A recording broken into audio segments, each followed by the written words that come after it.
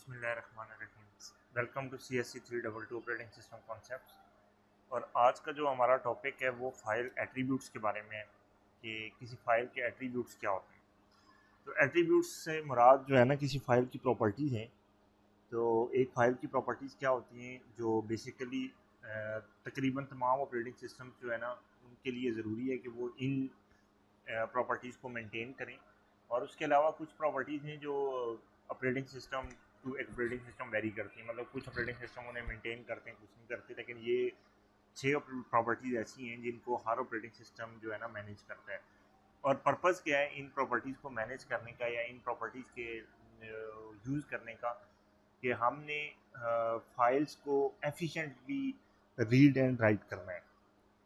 तो जो सबसे पहली प्रॉपर्टी है इसकी वो है फाइल का नाम। कि फाइल का नाम होना चाहिए बिल्कुल, क्योंकि नाम आपको जो है ना डिस्टिंग्विश करने में आसानी होती है कि भाई आप अगर किसी पर्टिकुलर फाइल के बारे में सर्च कर रहे हैं तो उसका नाम कोई होगा तो आप उसे सर्च कर सकते हैं, अदरवाइज उसे सर्च नहीं कर सकते। तो एक तो हर फाइल का एक नेम जो है ना वो ऑपरेटिंग सिस्टम मेंटेन करेगा। दूसरा ये है कि ये फाइल की प्रॉपर्टी टाइप क्या है ना, जो फाइल की टाइप है वो ये बताती है कि कौन से सॉफ्टवेयर जो है ना इस फाइल को रीड या राइट कर सकते हैं।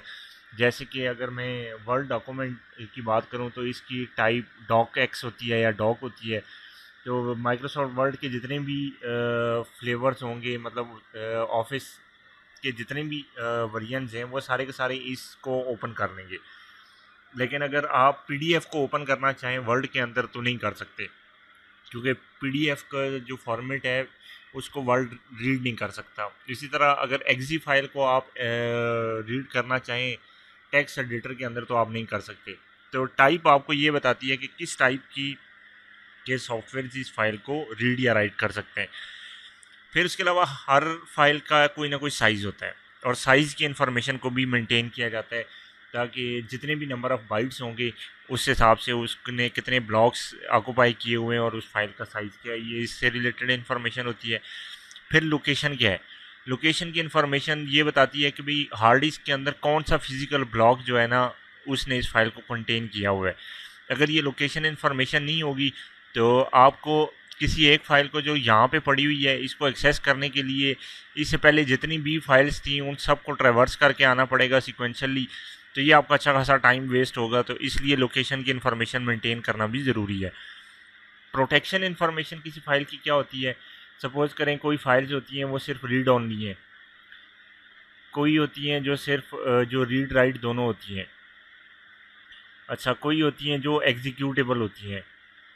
तो ये तमाम परमिशंस जो है अब इस पे कोई भी फाइल जो है उसके ऊपर अगर आपने कोई परमिशन लगानी है उसकी प्रोटेक्शन से रिलेटेड, उसको हाइड करना है, जो भी उससे रिलेटेड प्रॉपर्टीज़ हैं तो उनसे रिलेटेड जो इन्फॉर्मेशन होगी वो भी आप मेंटेन करते हैं।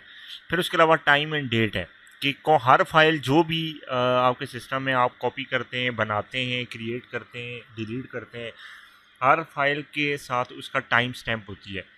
यानी उसका टाइम स्टैम्प में ये भी होता है कि भाई ये किस डेट को क्रिएट हुई है, किस डेट को मॉडिफाई हुई है, इसकी लास्ट मॉडिफाइड डेट क्या थी। इससे रिलेटेड जितने भी टाइम और डेट से रिलेटेड पैरामीटर्स हैं वो सारे के सारे ये मेंटेन किए जाते हैं। तो यानी आपके कंप्यूटर में जितनी फाइल्स हैं हर फाइल्स के साथ ये उसकी 6 प्रॉपर्टीज़ एसोसिएटेड होती हैं। और ये जो 6 प्रॉपर्टीज़ हैं इनका जितना भी डाटा है, जो मतलब किसी फाइल का नाम और टाइप और ये जितना भी डाटा है, इस सब को आप क्या कहते हैं, मेटा डाटा कहते हैं। ठीक है, और मेटा डाटा को पर्पज़ क्या है मेटा डाटा का, इससे आपकी फाइल्स की रीड राइट जो है ना वो एफिशिएंटली हो जाता है या उसकी एक्सेस एफिशिएंटली हो जाती है। आई होप कि ये वाला टॉपिक आपको क्लियर हो गया होगा। Thank you.